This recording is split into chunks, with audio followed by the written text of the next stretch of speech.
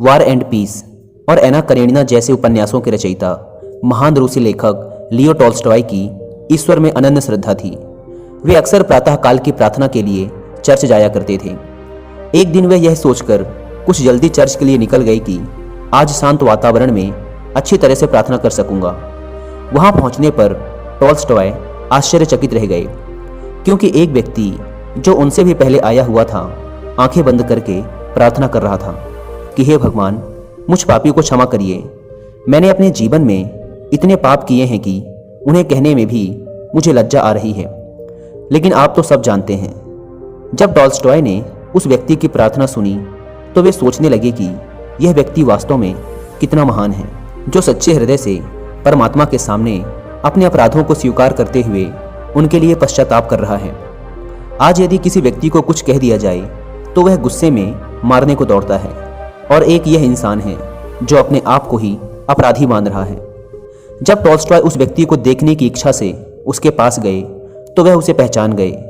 वह उसी नगर का एक धनी और प्रसिद्ध व्यक्ति था। जैसे ही उसने प्रार्थना करके अपनी आंखें खोली तो उसने टॉल्स्टॉय को सामने खड़े देखा। उन्हें देखते ही वह घबराकर कहने लगा, महाशय, कहीं आपने मेरी प्रार्थना तो नहीं सुन ली है?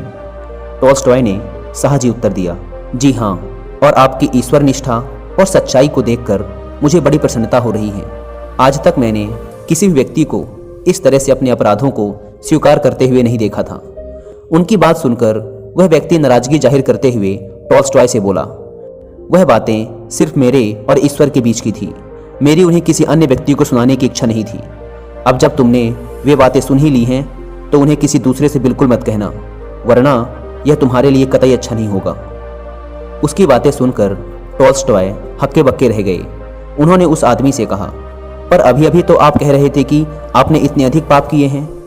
उनकी बात समाप्त होने के पहले ही उस आदमी ने बीच में रोककर कहा, हाँ, लेकिन वे बातें मैंने सिर्फ भगवान को बताने के लिए कही थी, दुनिया वालों के लिए नहीं। इतना कहकर वह व्यक्ति वहां से चला गया। टॉल्स्टॉय उसकी बातें सुनकर स्तब्ध रह गए। वे सोचने लगे, यह दुनिया भी कितनी विचित्र है, जहां इंसान दूसरे लोगों से तो डरता है लेकिन भगवान से नहीं। लोग ईश्वर को भी बस एक ऐसी सत्ता समझते हैं जो थोड़ी सी चापलूसी से खुश होकर उनके हर अपराध को क्षमा कर देगा। पर वे यह नहीं जानते कि जो दुनिया के सामने अपनी सच्चाई प्रकट नहीं कर सकता, वह भगवान के सामने कैसे सच्चा बन पाएगा। जॉर्ज बॉकली ने भी कहा है, हर कोई सच के बारे में बात करता है, लेकिन कुछ लोग ही इस पर अटल रहते हैं।